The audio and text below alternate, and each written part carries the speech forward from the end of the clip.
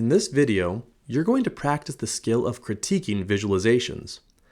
This can be a very valuable exercise in training you to look out for missteps in your own work.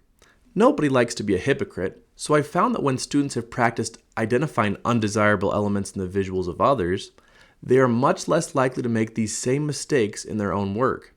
So with each of these next 3 examples, I would very much like for you to get out some scratch paper and actually pause the video to brainstorm some ideas. Let's start with this hypothetical scenario. Suppose we work for the IT department at our organization, and we've recently experienced some turnover in our staff. Specifically, we lost 2 workers in the month of May, and ever since they left, it's been harder to get our work done. So we want to address this at our next department head meeting, and we need to convince the boss to hire more IT staff. So we create this visual to show how the number of tickets, or requests for help, that we receive compares to tickets we were able to process over time. Pause the video now and see if you can't come up with at least 3 discrete things that are undesirable about this visual and propose things you could do to improve them. Here are some of my thoughts. First, the title is pretty nondescript.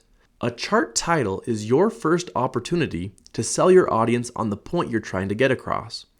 Just calling it ticket trend feels like a missed opportunity. More importantly, this was the wrong visual for the job. With monthly time series data, the differing trends would have been more easily captured with a line chart. There's also too much clutter in this visual.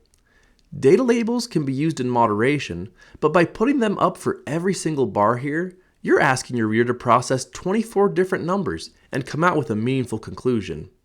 And I don't want my reader to spend a lot of time looking left and right to compare the height of these bars to the y-axis.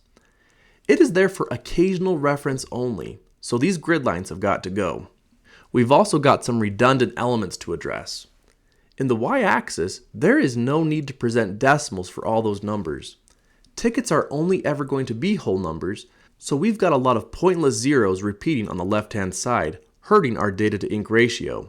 The legend is a bit awkward here. It causes the reader to have to refer to it every time if they need to remember which color is which condition. But there's no need to repeat the words ticket volume in both groups. The key difference is whether they were received or processed, and this redundant ticket volume term, by being so similar, might even confuse our readers. One final thing to mention. This chart lacks any stylistic elements to emphasize the takeaway. This kind of goes back to the title of the chart.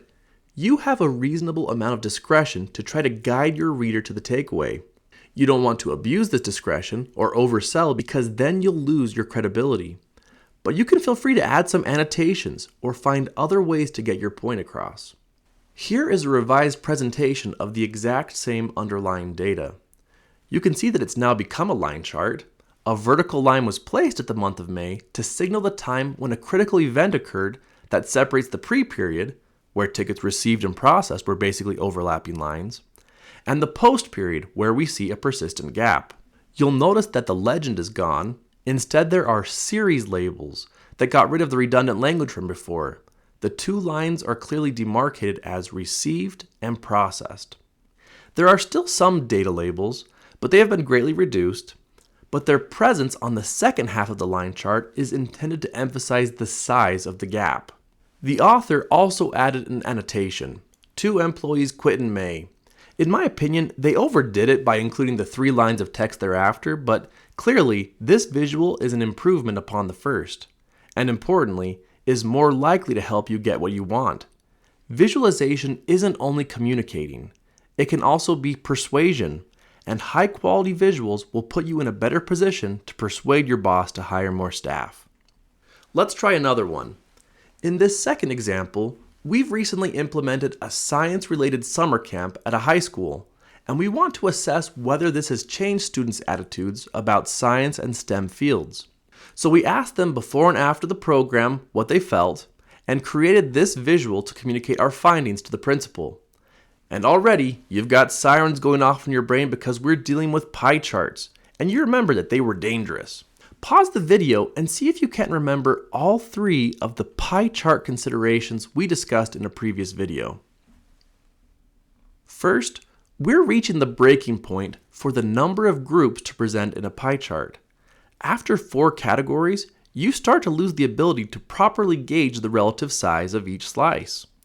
We can also see that these haven't been sorted in any reasonable dimension. If there was any change I should observe, it's going to be difficult to find as I'm not sure where to start looking. And that leads us to our last cardinal sin. We should not even be comparing 2 pie charts in the first place. Here is a revised version. The visual leads out with a bold, descriptive statement for a title. The pilot program was a success. This primes the reader to look for evidence consistent with what they've been told. And importantly now, the chart had better deliver on those expectations, otherwise it's going to damage your credibility. The use of color has been simplified to just 3 options: gray, orange, and blue. And since it now uses a 100% stacked bar chart, it is really easy to compare between the before and after groups. We can see that there was very little movement for the bored and not great outcomes.